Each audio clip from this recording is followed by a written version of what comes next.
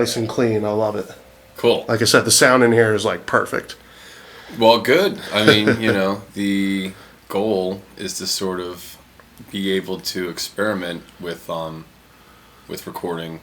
You know what I mean? It's like, I think that one of the best things about everyone having a recording setup at their disposal is that you can be like, oh yeah, we had a really great recording that one day that we were just doing the podcast. How can we emulate that?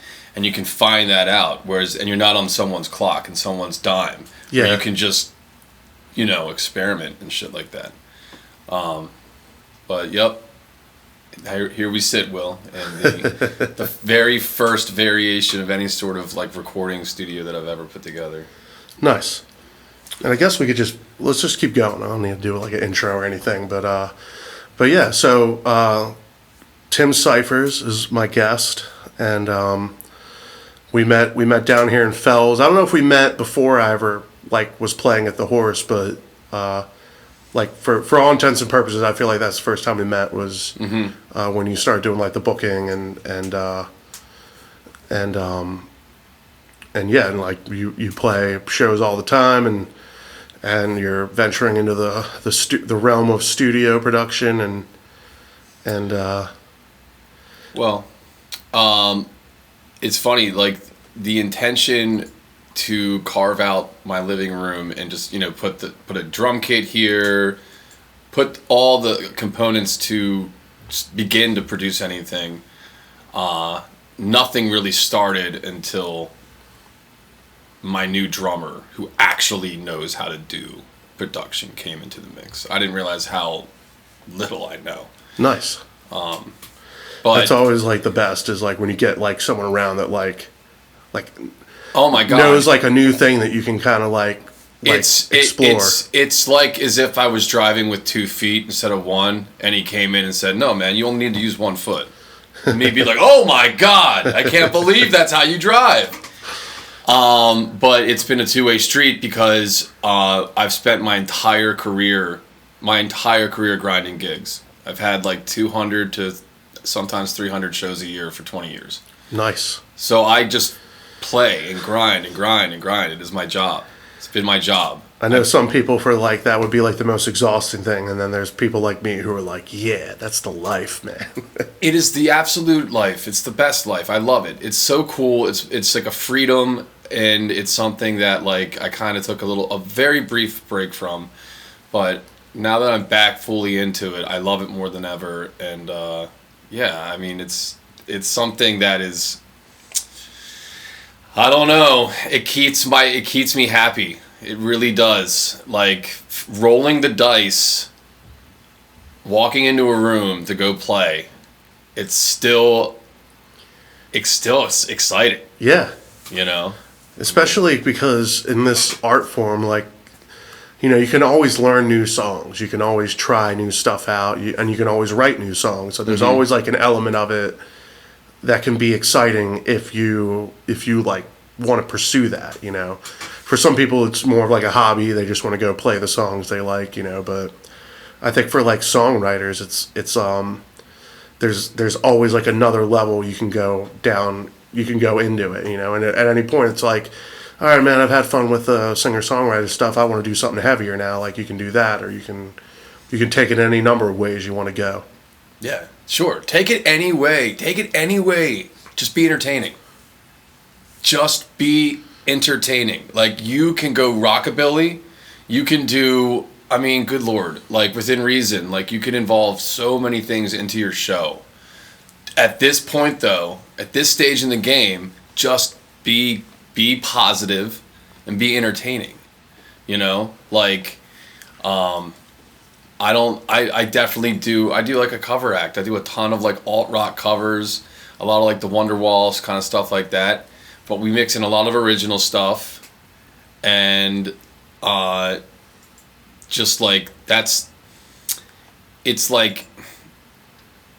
it's such a delicate balance when you're playing original stuff in an atmosphere, like a bar atmosphere, with that just be entertaining, like aspect being kept in mind.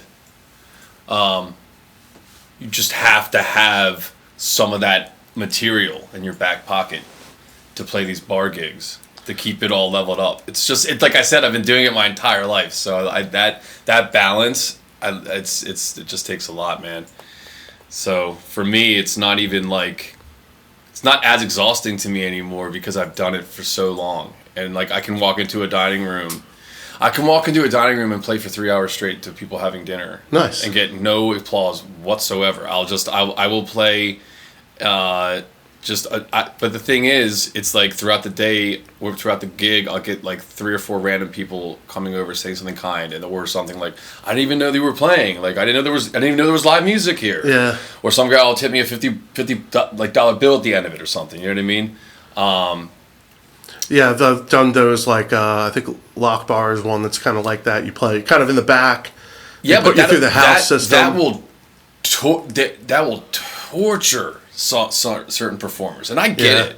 I get it. I do get it. I felt that way a couple times, but then there were times, I did like Lock Bar a few times. There's been a few times I played there where, like I might play, like I'll do, like, Slide by the Goo Goo Dolls.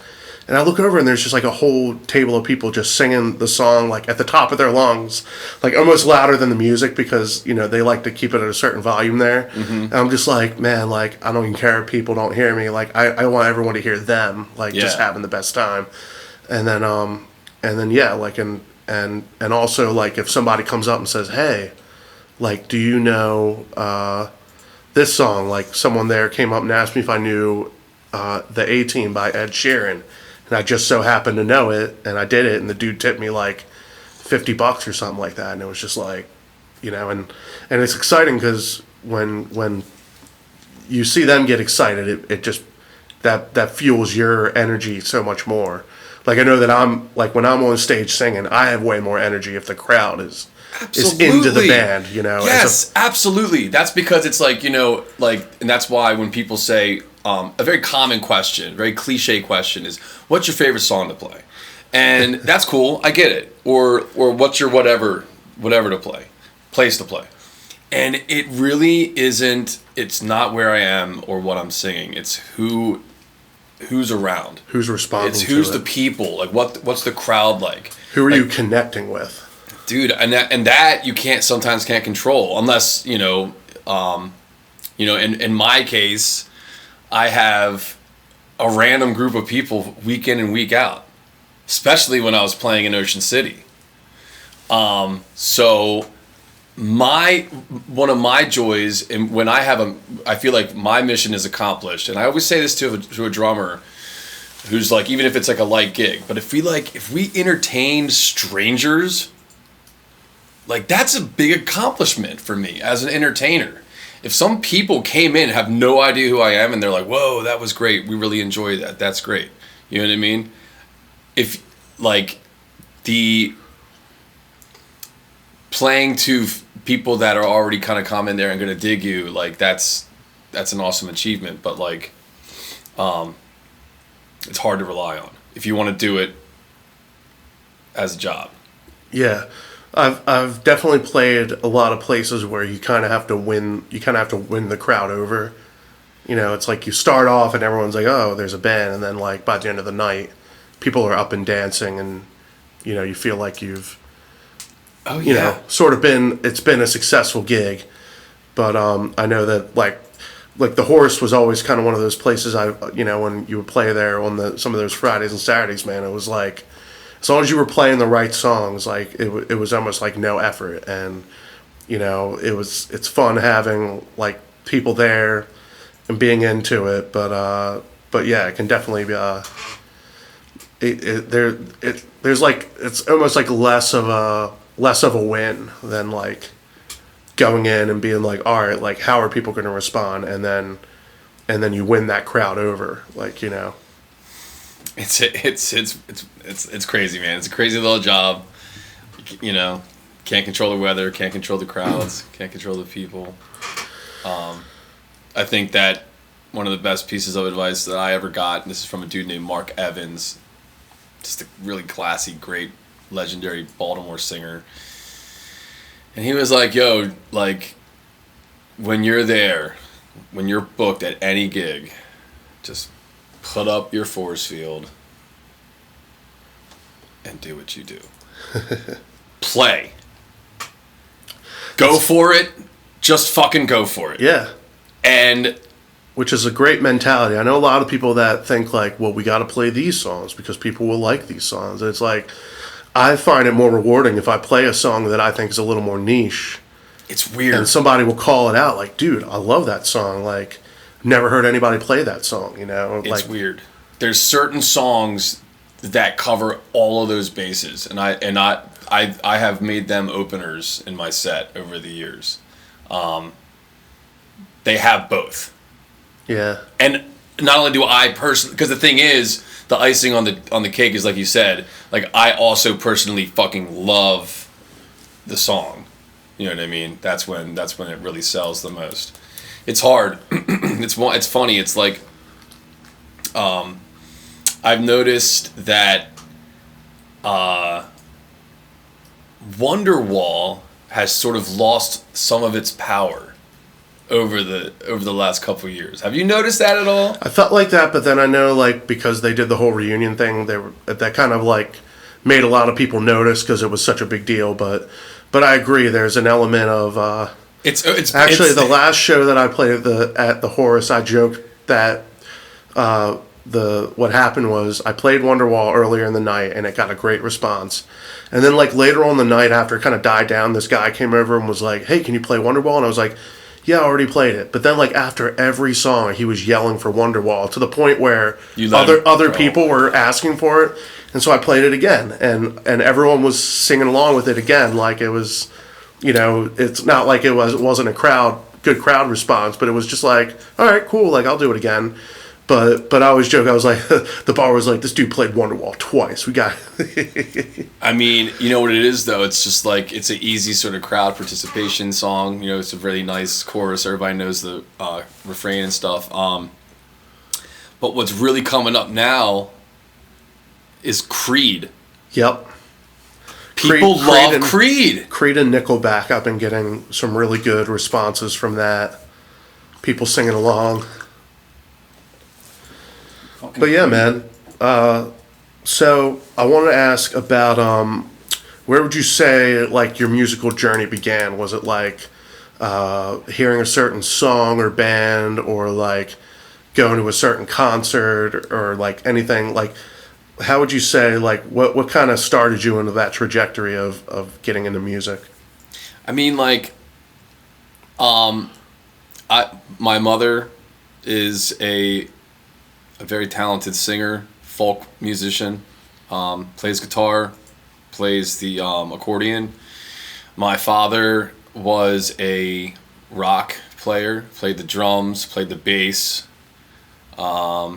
You know, their relationship was based on music. They both were musicians in Fells Point, ironically, because now I'm a Fells Point full-time musician. Like that is like my job at this point. It's like I am a full-time Fells Point player. And so, I mean, like it's been in my blood and it was in my upbringing and my surroundings. Music was always there.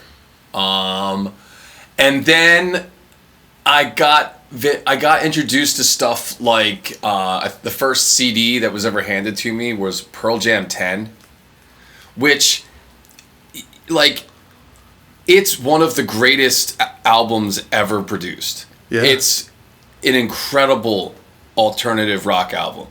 It's so good, in my opinion, it's the best Pearl Jam album.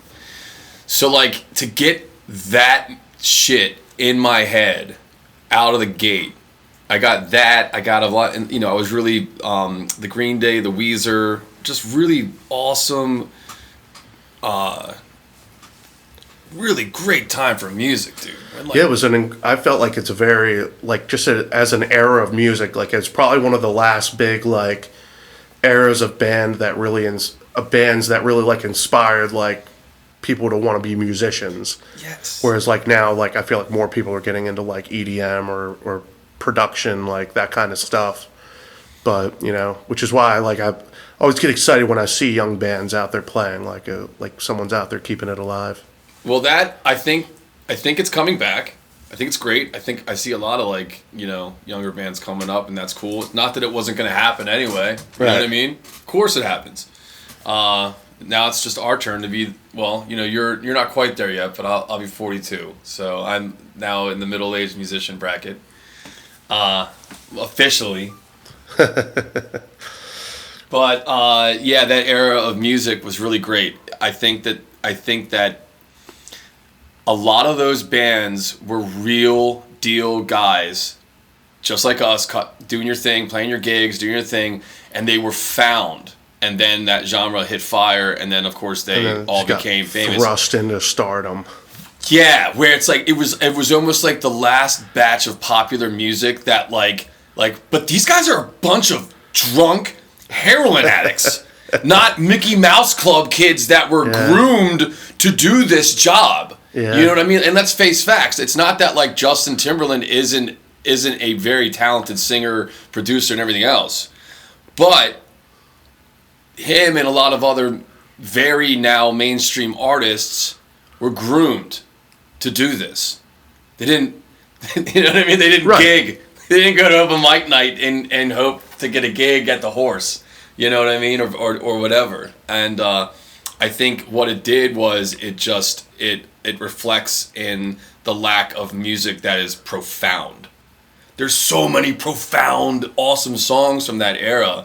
Whereas like there's popular songs now, but I'm either just out of touch or like there's less like super profound songs. Sure, there's super popular songs, but what the fuck are they about? Like what is popular? Like, what are the messages anymore? I don't know. But again, I'm probably just out of touch. It's all about sex these days. I mean, I don't know. I guess it's like I'd have to listen to what's going on, but I mean, that's pretty much Bruno Mars all the way. It's all about. Well, Bruno Mars is a genius. Yeah. I mean, he writes fantastic, amazing songs. You got to give credit where credit's due. Yeah. Like even like anyone that has been in any sort of like, it doesn't matter. Like if you're a badass, I'm a big fan of Post Malone. I like him a lot. But yeah, bro, I grew up in the 90s, music, I just always had a knack for it. I always was able to pick up a guitar and, like, the little riff on Zombie, you know what I mean? Like, I was able to just pick that up with a guitar and play it. And for me, that was, like, natural, and I just basically just stuck with that. So self-taught, you didn't do, like, lessons or anything like that? My mom taught me the folk chords. Okay. Which I think was an advantage to me as a guitar player, because I started with those chord formations as opposed to starting with bar chords, which I think a lot of kids in that era were doing.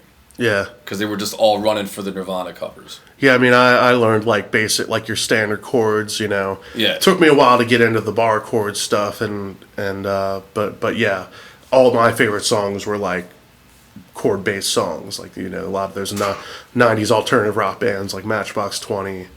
REM was another one I liked a lot. Like trying to learn how those songs played and how, like, running into like a chord and being like, how does this chord even work? Like, I think if there's one band that consistently puts me into like drives me into some sort of interesting area as far as that's concerned, it's Stone Temple Pilots. Nice, yes. I mean, I've tried to learn a few of their songs. I like try to make them work like acoustic. It's tricky. I mean, those guys are just next level. And again, those are guys that I kind of like came up with. So I really just loved all those bands, and then naturally gravitated into playing in bands in high school. Yeah, I was gonna say any like college bands, high school bands. Yeah, I went to Calvert Hall in Towson. It was like an all guys academy sort of deal, and there was a band already formed, and they were into Sublime, and they found out that I was playing guitar, and they hit me up to audition. I came over there, I jammed out with those guys. I really wasn't even into Sublime at that point. I was really into like the Weezer, Green Day, Smashing Pumpkins. I was way more grunge than I was like this like sort of reggae, raw, ska. But these kids were also like way different than like my like middle school crew, you know. So it clicked with the Sublime guys, and before I knew it, I spent my high school years in this Sublime band. Yes. Called 40 Ounce Boots. Nice. And we would play house parties, and we would get fucking hammered. You know, like the first time I ever got stoned was with the 40 Ounce Boots. You know, we went to the mall to date it, you know, to date ourselves. That's what we would the do. mall. Bro. You know, so that was like that, and it's 2025 now, so that was like 1996. And then I did that stuff, and then I started writing songs and playing at house parties and stuff like into like my late teens. And bro, like, you know, like I just was I was bartending a little bit here, serving, always just did that kind of stuff. Yeah. And in playing guitar and singing these Sublime songs and whatever music at the house parties, we had just made like, I don't know if you know, Ryan Shiner comes to mind. He had a band called 86 The Effort, and That sounds familiar, yes. I mean, they literally could have gone as far as they wanted to. The guy was he was my roommate for a while. I mean, we were writing songs while we lived together. The guy was great. But it wasn't just him. It was like Ernie Fowler. It was like all of these really talented guys. And this open mic night sing-along culture was just blooming in like 2000. And everybody had open mic nights and everybody was going out. And so like that playing,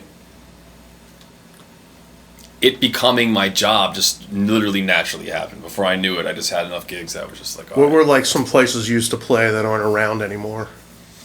Oh man, that's a good question. Holy shit.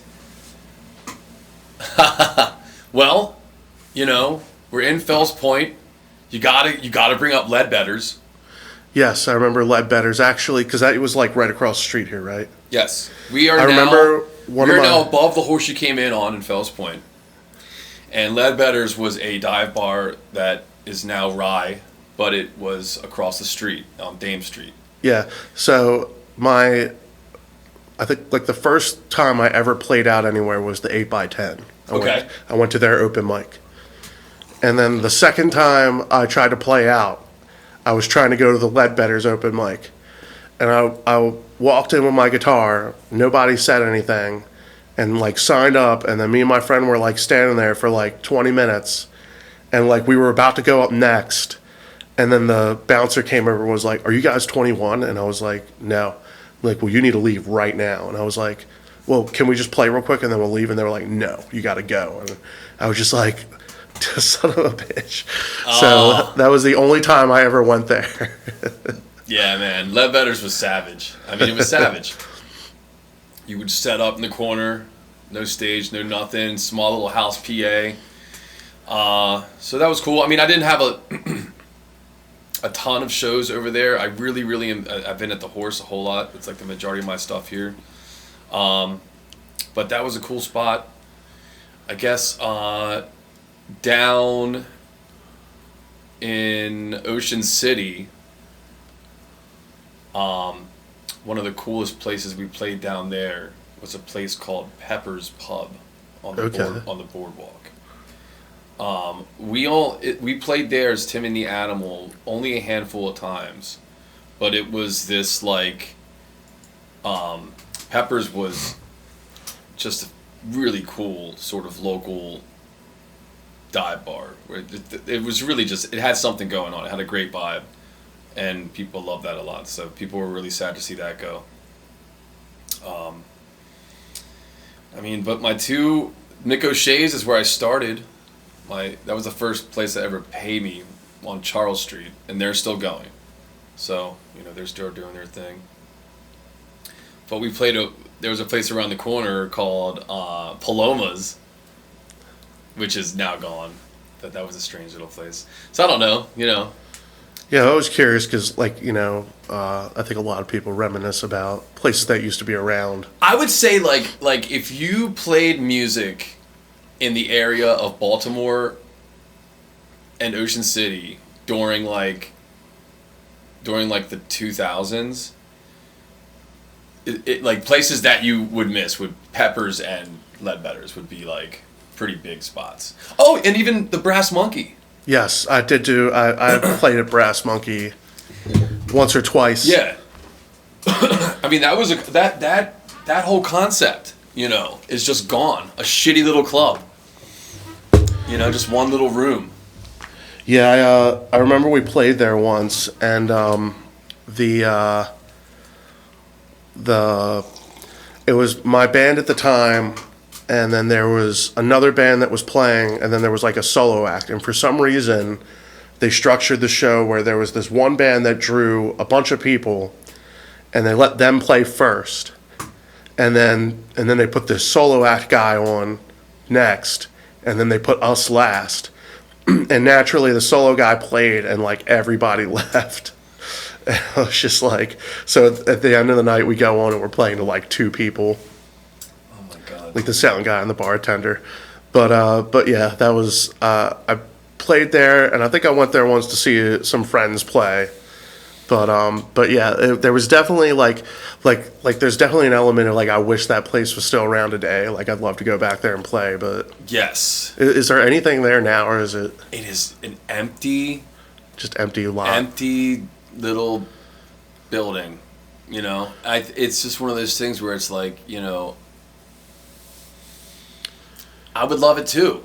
Yeah. But that industry is just not really there. What about Fletcher's? Did you ever play at Yes. Fletcher's when it was around? Yes. Another place I got to play one time, and that was it. Fletcher's was awesome. They had that cool green room. And it was cool how it was all sort of on the second floor. The Vault. I've heard about the Vault. Yes, I did not get a chance to play it though. The Vault. Yep. But I mean, the thing is, I only did the band grind until I'll be 42. I only did the band grind until I was like 21, and I went to bars and just did solo acts forever. So all these venues I just skipped. I just didn't really fuck with them anymore. Yeah, I mean, there's definitely an element of trying to keep a band running that can get pretty frustrating after a while. Especially if you're in a band with people that want it to be everyone is equal parts of the band. It's like yeah, but everyone usually wants something different, and it can lead to all sorts of contention. But yeah, just in general, even if it's just something like a cover band, over time people lose interest, or any number of things could happen. And it can be hard to replace people sometimes. Oh yeah. A few of the the bands I were in, if they fell apart once you took out a certain person, it was just too hard to replace certain people. Bro, it really makes it all a lot more difficult. And I just sort of got there at that point where I was like, I desperately want to do this and only do this. I don't want to get up and go to a job. I'm not into it. And that's why I rolled solo for so long, dude. Yeah, I've been lucky. I kind of put together. You can crack that window if you want. I'm good if okay, good. Yeah, I'm good. It's not bothering me at all. Cool. I've kind of got it right now where I do all different sorts of formats, and I've kind of built up that roster of people I can call on. But it's definitely, I can definitely say it can be pretty stressful sometimes, like trying to keep that ball rolling. But It's hard work, dude. It's hard work for sure. But you know, so you've been working on some of your own music. You say you've been recording some stuff. How's that been? Like, you've been doing that here, right? Like, kind of coming in here and tracking stuff and. I worked with the same drummer for the last like 15 years, and that finally fell out. And during the course of that time, and even before that, I had just been writing songs, sort of like putting them together, and I had a lot of songs that were sitting at like, and you know how it goes as a songwriter. You get them to like 85%, and for some reason, just tying them together is not working out for you. So I randomly got into this new duo act with this new drummer who's also a super, super talented producer, and he's able to take, if I've got that 85%, he's able to really color it in very quickly.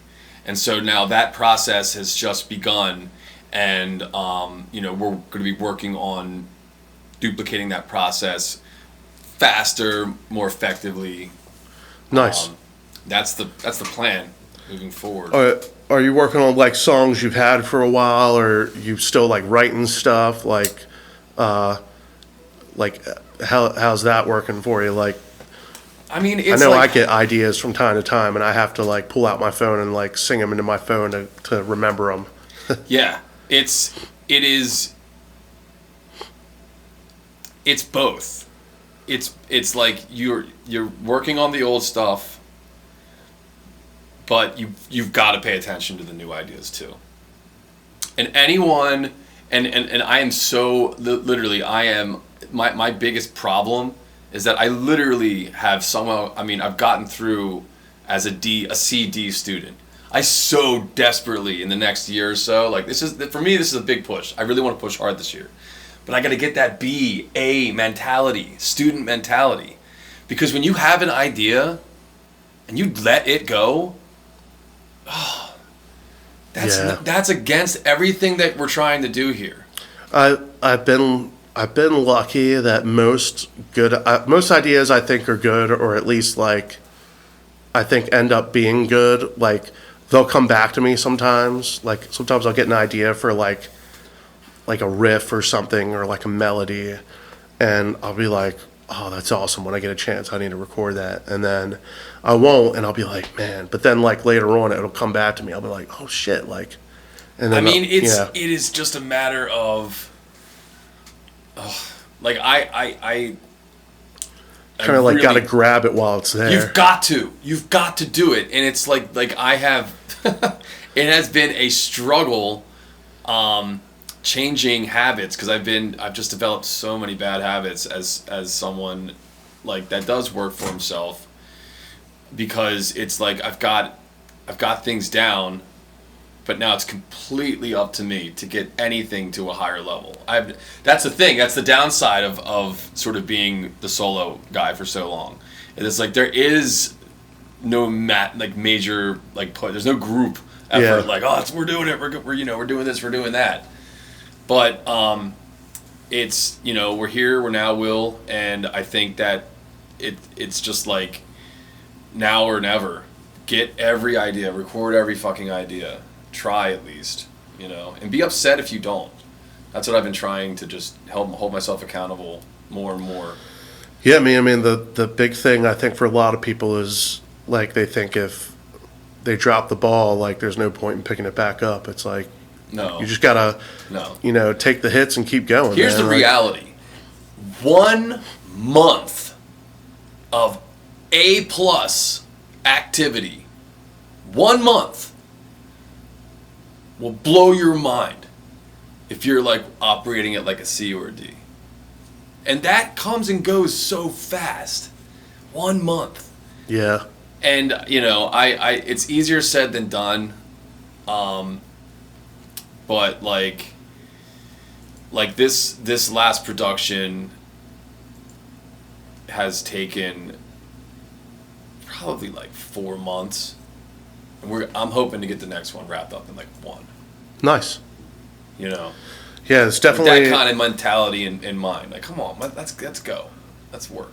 Yeah, there's definitely like I generally go to a studio and work with a producer, but then I'm kind of limited by how often I can go, how much I can afford to go, and but there's definitely something cool about like doing it yourself. Like I'm that's surprised that you haven't sort of done anything along those lines with just like seeing that you're all sort of into this and everything. there's definitely a goal with that at some point, and I live in a house and I have like a garage with like a second floor, Yeah. and I think the goal is to eventually turn that into some type of studio space that I can work in. But it's just like anything else. It's a process of finding the time and the money to do it, and also just having the drive to want to do that. And right now, I'm really enjoying working with producers, and maybe once I've kind of hit my like goal of finishing the stuff I want to do in with these other producers, maybe then I'll make the shift to starting to do my own recording. And I cannot tell you how lucky I got work that Jeff Hearn is the guy that just happened to be my new drummer. I cannot tell you because you talk about producers. yeah, In some like a year ago in some like fantasy Twilight Zone, I was like thinking I'm some sort of a producer. Oh no. I am a musician. I think I've gotten a better ear for forming songs. Yeah. And working on them, but there's also just like that. There's something to be said about when you're playing a song and someone goes, "I really feel like it should go this direction," like because any song could do this, but if we do this could be really interesting. And like sometimes having that outside input is like so instrumental in taking the song to where it needs to be. It's good. But it all falls back down to, that's why we get up and we try every day, because, just like you never know if you're going to have a good crowd or a bad crowd. You never know if you're going to run into someone that's going to be able to help you put your music together or help you be a better person in general. That's why we keep on trucking. Yeah, man. So I know. So the goal here, your work building out this studio, is your goal to eventually like have other artists come in and record here? Or are you looking for like just to get into like more production style work? Picture is to like have this space, expand it by as much as I can, which would be by 3. So that's like 3 large areas where artists can come and produce their content in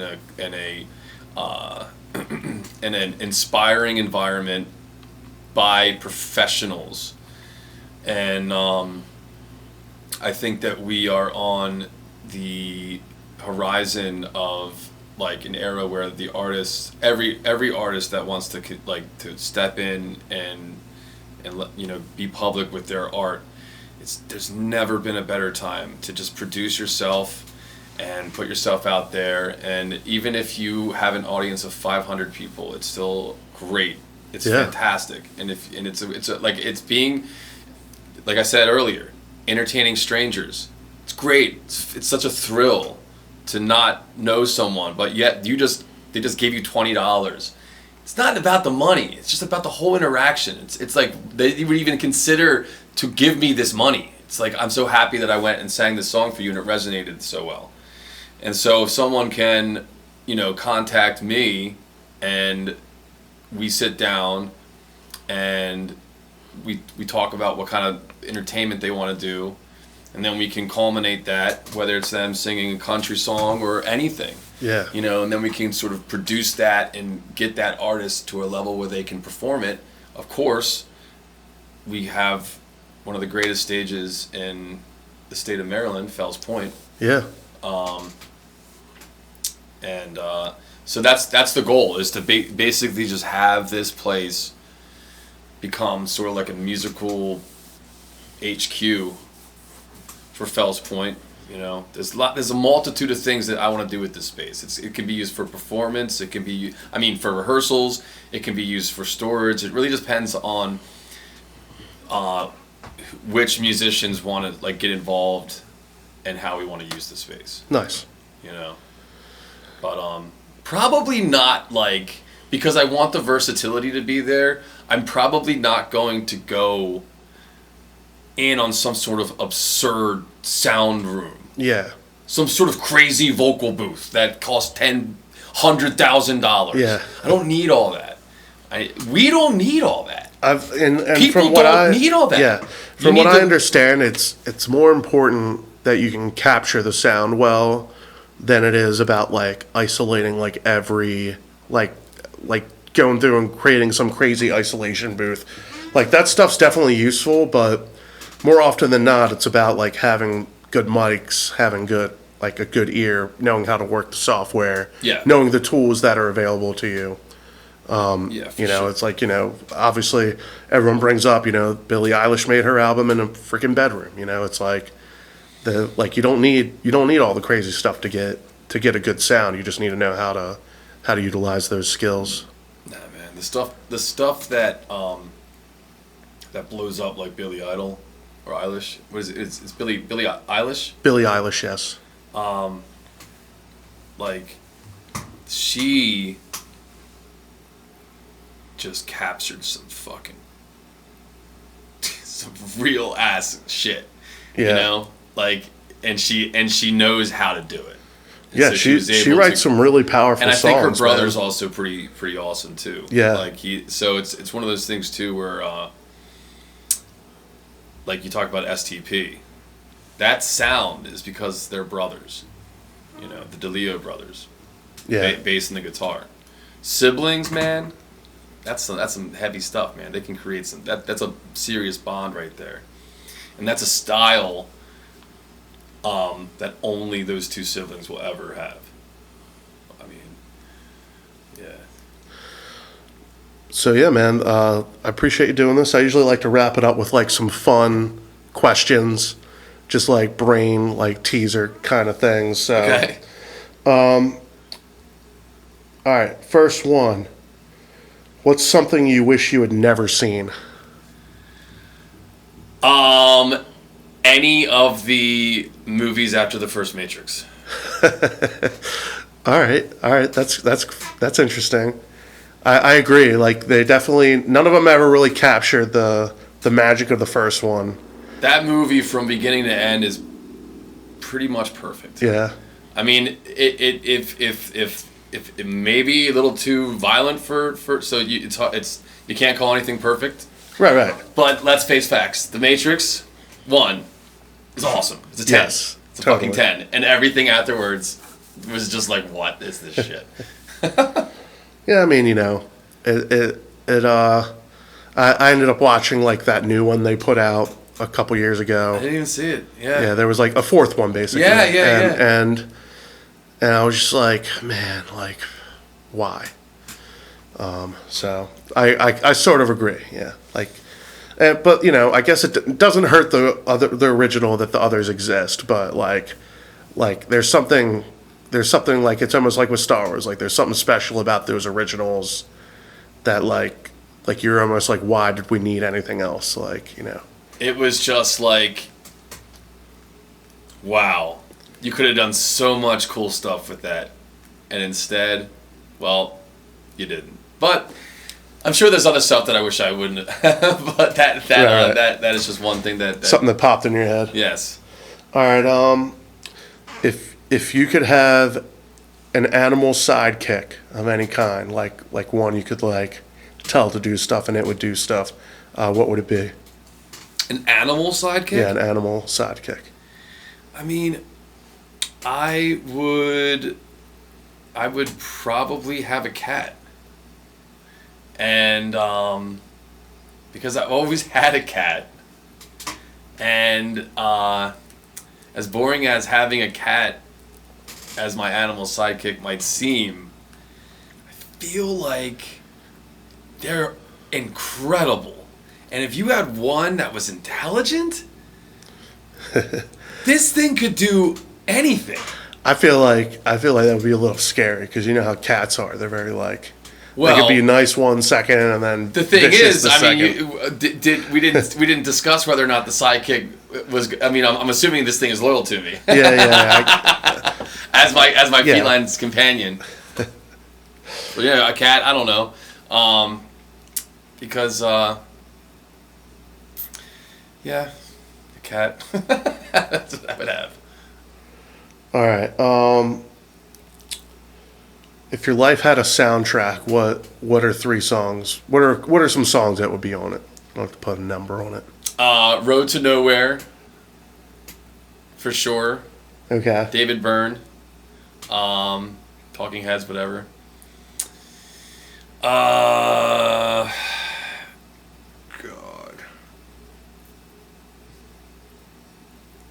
I don't know. I mean, it's that's one that pops into my head, the David Byrne song. Maybe the better question is, what songs would you want to be on there? Because I guess there's like a distinction there. Like you could be like, well, what should be on there and what I'd want on there. I guess they're 2 different things. Right. I mean, I grew up watching 90s movies, and all of the 90s movies had sort of the same flavor of music in between scene. Yeah. So it would be something along that realm. I mean, I think probably one of my all-time favorite movie songs is Young Hearts. I think it's called Young Hearts Beat Fast from The Karate Kid. Okay. Yeah, man. I probably it would be hard to say one specific song, but I probably jive down and around and walk around to some sort of 90s montage music. Yeah. I walk. I feel like I have a purpose when I'm rolling around and walking around. So Nice. I don't know. Cool, man. All right, one more. If you could collaborate with any musician, living or dead, who would it be? If I could collaborate with any musician, living or dead, who would it be? Any musician. Wow. I mean, I don't know, brother. Like, part of me wants to say Trent Reznor, That's a good one. but I think that once I got around him, it would be like it being in front of an alien, and I wouldn't be able to actually communicate with him because he's on such a godly level. I don't know. Like I think about because he did that one album with Halsey. Yeah. And like I can imagine it wouldn't be too dissimilar to that, to being like, hey, like, and he seems like he takes like criticism just or like feedback fine. Like if you're like, oh, I don't like this or I don't like that, but there's definitely I think. I guess I had to do my research on Trent Reznor, but for me it's just he's. There's definitely I see what you're saying though. I know he feels like an otherworly being, just the way that he operates. Yeah. He's very to the point. Yeah, he's someone that I've paid a lot of attention to. If I had to put like a list together of like my top 10 concerts, 9 Inch Nails is in there like 5 or 6 times in that top 10, and they're definitely at number 1. I saw them. You've seen them before? Yes. Okay, so we're I got tickets to see them this year. We're gonna go too. We're going on. It's in August or whatever. Yeah, the one at CFG. It's on Tuesday, so we're gonna be there. Hell yeah. We're going, bro. Yes, sir. Excellent. Yeah, me and my brother's gonna be going. Yeah, I got. You know who I really would love to sit down with? The guys from Tears for Fears. That's cool. Yes. Nice. I think that they are a tremendous inspiration to anyone that is feeling, I think they gotta be in their at least 62 at this point. I think they were 60 when they put out their last album. But their last album was so good. Oh my God. They're just still kicking ass. So. Well, cool, man. Thanks for doing this, and I look forward to seeing like everything come together, man. Like, just got to keep working at it. I look forward to hearing your your songs as they start coming out, man. Like, I don't know, like, what your game plan is, if you're going to try to do an album or just release singles. I've been doing singles lately, like putting out a single at a time, and then I put a whole album out later. But yeah. I mean, I guess I have to have a few more conversations with people like yourself and see what that process was like. I think that I'd like to probably do that, actually, but we'll just take it day by day, but most importantly, let the records show that we're putting things into high gear in 2025. hell yeah, man. Father Time is a fucking bitch, and we have got to get the ball rolling. Everybody, if you've got ideas, if you got shit to do, produce it. Yeah, that's one thing I've been feeling a lot lately is like, there's no time like now. Like, gotta do it. Last thing you want is, 5 years from now, something happens and you're like, I didn't do all the things I wanted to do, It's only going to make you a better person. Yeah. So. Awesome, Tim. Thank you. Yes, sir. Be on the lookout for music from Tim Cyphers coming soon.